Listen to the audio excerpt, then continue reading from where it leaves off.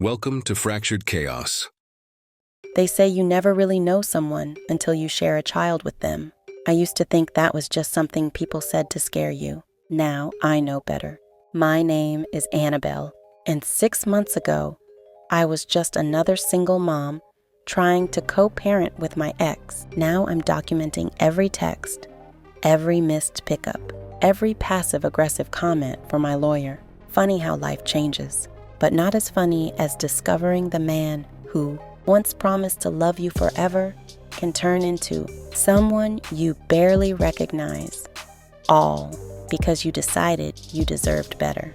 I met Derek 2 years ago at my cousin's housewarming. He charmed everyone, including me. We moved in together after 4 months, got pregnant after 10. The dream was simple: build our family, build our future. But dreams have a funny way of unraveling, don't they? It started small.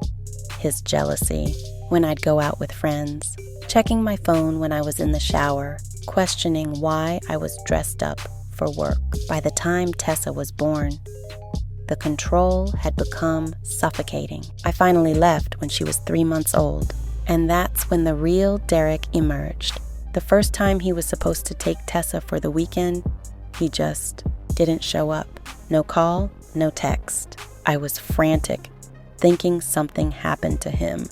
Turns out, he was at a football game with his friends. His excuse? I thought we said next weekend. The calendar invite I'd sent him said otherwise. That night, I realized this wasn't going to be a simple breakup. This was going to be psychological warfare, with our daughter caught in the middle. What I didn't realize then was that this was just the beginning of his campaign to make my life hell. Last month, I had a job interview, the first good opportunity I'd had since Tessa was born. Derek had agreed to take her for those hours. I confirmed 3 times in the days leading up. The morning of, he texts, "Can't make it. Something came up." I knew Akori. No explanation, no apology. When I called, straight to voicemail. I had to call my mom, who lives an hour away, to rush over. I was 20 minutes late to the interview. I didn't get the job. That night, I saw on Instagram that his emergency was tickets to a concert he'd known about for weeks. He tagged himself there with the caption, "Self-Care Day," as if he didn't just deliberately sabotage the most important interview I'd had in months. But here's what keeps me up at night. I can't prove any of it was intentional. Every time, there's just enough plausible deniability. I forgot. I misunderstood. My phone died. And if I get upset, I'm being dramatic or making co-parenting difficult.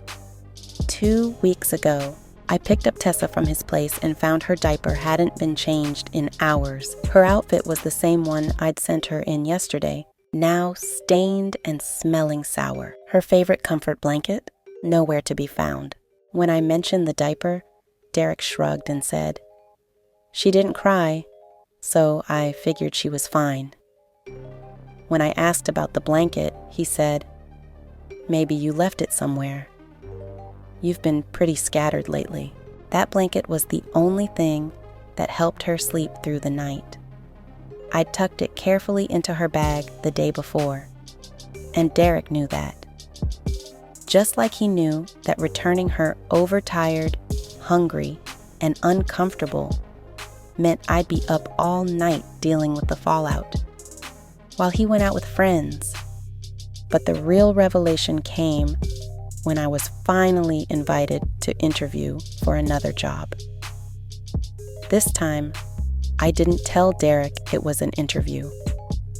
I just asked if he could take Tessa for a few hours for a doctor's appointment. Suddenly, he was completely available. Picked her up on time, returned her fed, changed, even took her to the park. Proof that he's perfectly capable of being a good father when he isn't actively trying to sabotage me. I got the job, by the way. Start next week. Derek doesn't know yet. I'm dreading telling him because I know what's coming. sudden schedule changes, emergencies that mean he can't take Tessa when it's his turn, calls from him during important meetings. The most twisted part? In public, he's Father of the Year. His Instagram is a shrine to involved fatherhood. Tessa at the zoo. Tessa having daddy-daughter breakfast. Tessa napping on his chest with the caption, "Nothing matters more than this little angel." Meanwhile, he's 3 months behind on child support. And last week, he forgot to give her the medicine for her ear infection when she was with him. People see those posts and tell me how lucky I am that Tessa has such an involved dad. If they only knew he takes those pictures during the 2 good hours of his weekend visits, before dropping her off early because she's being fussy or he has plans. Last week, I finally reached my breaking point. Derek asked to switch weekends because he had tickets to a destination bachelor party. I agreed, even though it messed up my schedule. Then, the day before he was supposed to take her, he canceled, said the trip was off because the groom got cold feet.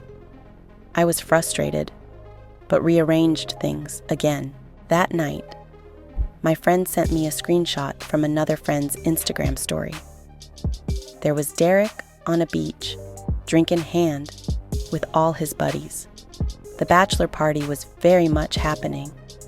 He had lied, knowing I'd see those photos eventually, knowing I'd be hurt and angry, maybe even hoping I'd confront him so he could tell everyone what a psycho ex I am.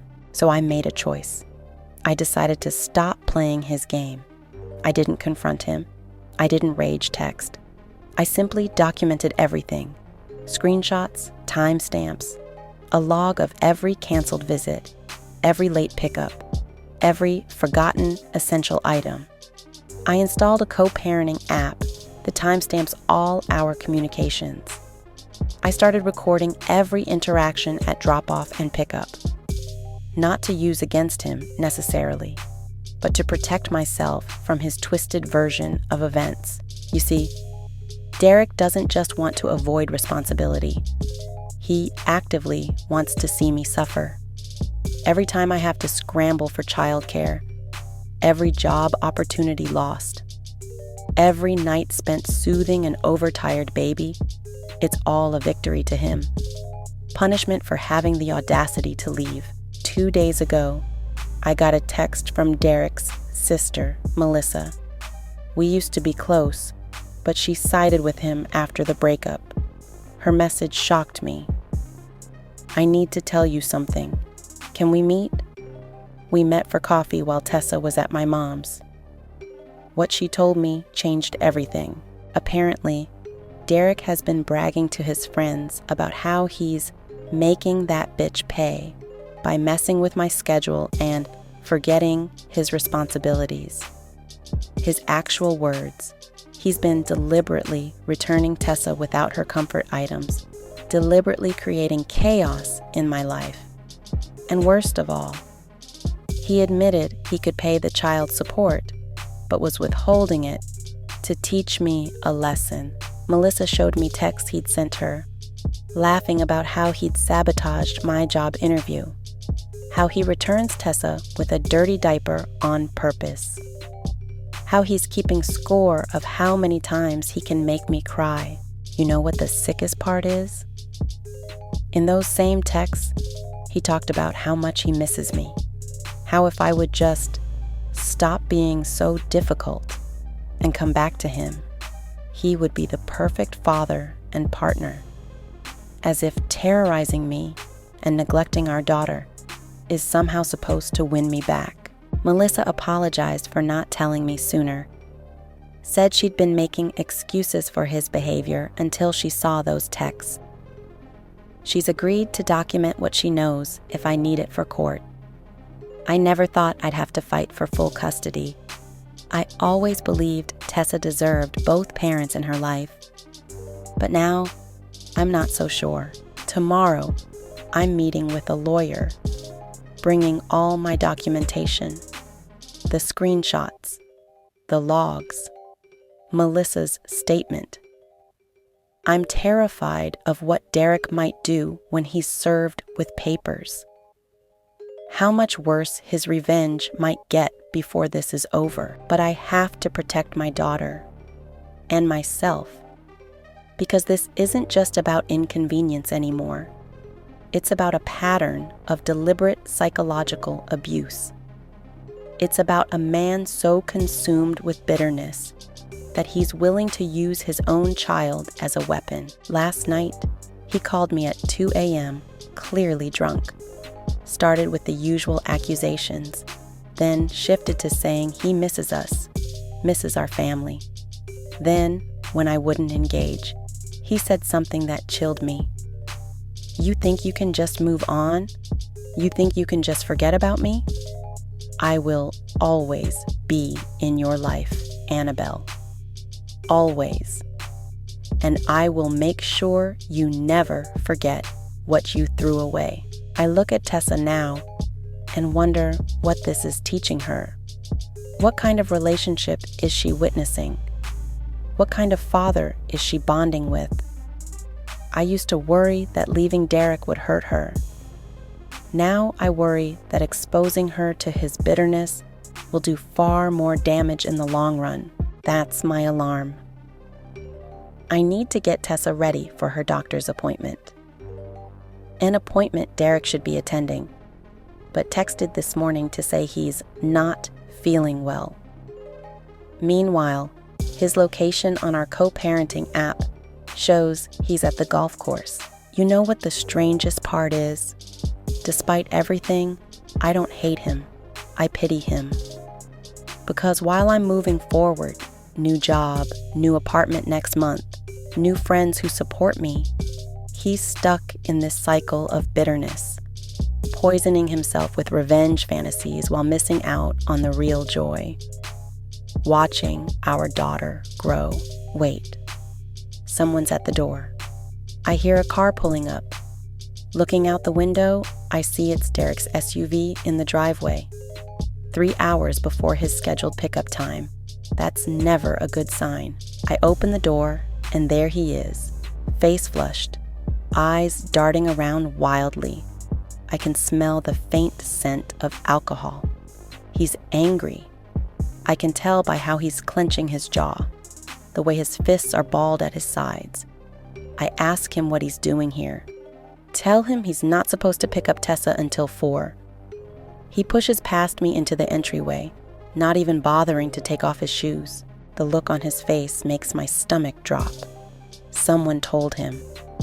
He says his mom called him, told him everything about the lawyer I met with yesterday, about the custody filing I'm preparing. His voice gets louder with every word, echoing through my small apartment. I tell him to lower his voice, because Tessa is napping. But that only seems to make him angrier. He's pacing now, gesturing wildly, knocking over a lamp from my side table. The crash makes me jump. He's calling me manipulative, ungrateful, saying I'm trying to keep his daughter from him. The irony would be laughable if it weren't so terrifying. I try to interrupt, to defend myself, but he talks over me every time I open my mouth. Finally, I've had enough. I raise my voice too, something I rarely do. I tell him that for months I've been dealing with his games. I list it all: the canceled pickups, the forgotten supplies, the constant sabotage of anything good in my life.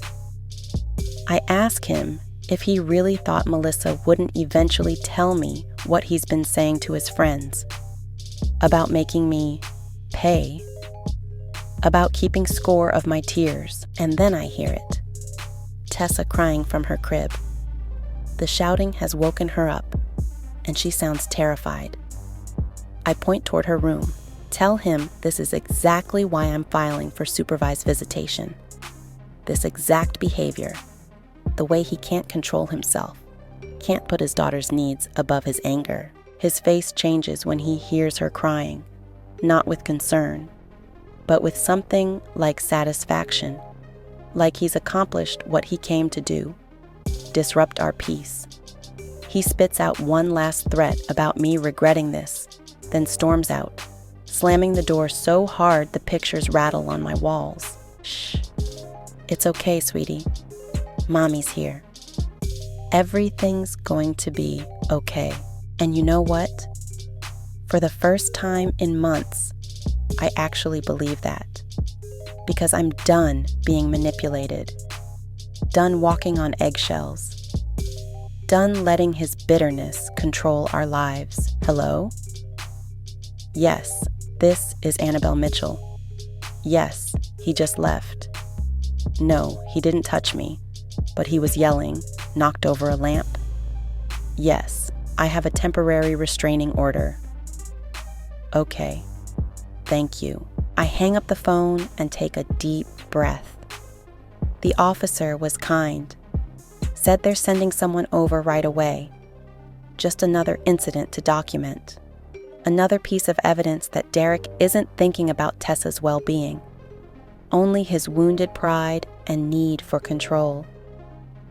I'm shaking a little as I gather Tessa in my arms, bouncing her gently until her sobs quiet down to hiccups. You know, when I imagined becoming a mother, I never pictured this.